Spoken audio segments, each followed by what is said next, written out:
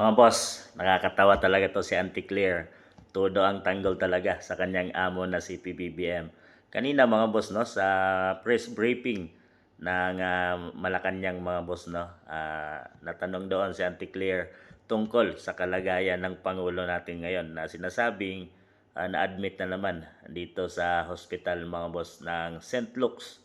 So ito yung tanong ng media mga boss at ito yung batuhan nila ni Auntie Claire. Talagang di mo matatalo si Auntie Claire at dito talaga siya magaling mga boss sa isang mga kasinungalingang mga at pagtatanggol mga boss para lang maprotektahan si PBBM. Ito talaga yung kanyang trabaho mga boss kaya nandito pa siya.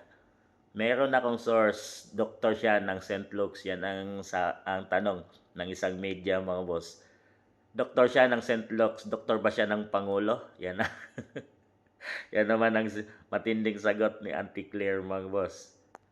Yung medical bulletin na galing sa mga doktor, hindi pwede sila mismo ang magbigay ng medical bulletin. Yan yung tanong itong pula na to mga boss ay tanong ng media. Itong blue na to ay sagot ni Auntie Claire. Nag-provide naman kami sa inyo ng kalagayan ng kalusugan ng Pangulo. So ayaw talaga sabihin ni Auntie Claire kung ano nang nangyari kay PBBM mga boss dahil sinugod na naman. Una nga ang tanong doon ang sagot ni Auntie Claire kung bakit nagkasakit si PBBM ay dahil umano sa kanyang kasipagan na ginagawa sa ating bansang Pilipinas. Kasipagan pero wala tayong nakikitang kasipagan na ginagawa niya sa ating bansa, mga proyekto mga boss.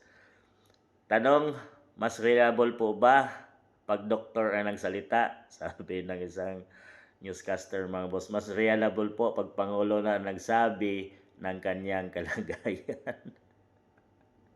Mas matindi pala si PBBM, marunong pa siya sa doktor. Talaga mga boss.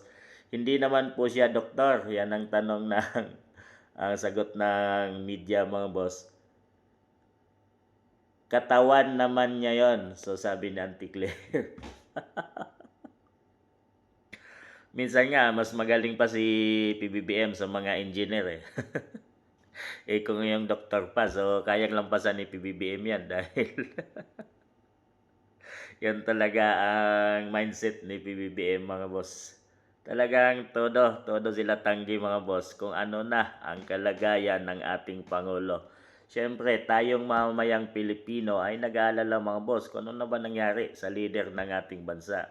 Dahil hindi pwedeng mahina ang ating leader dahil sa nakakatakot ito mga boss dahil nasa kanya nang galing ang desisyon at pamumuno ng ating bansang Pilipinas. Dahil siya yung leader mga boss, sa kanya talaga nakasalalay ang lahat ng mga gawain, ekonomiya, at, at ng siyempre kabuhayan ng ating bansang Pilipinas. So kung mahina ang leader at may sakit, mag-aalala talaga ang sambayan ng Pilipino na yan ang ginagawa nila at itinatago nila sa pamamagitan ni Auntie Claire ay hindi malalaman ang katotohanan kung ano na ba ang kalagayan ni PBBM ngayon, kung okay pa ba siya o hindi na.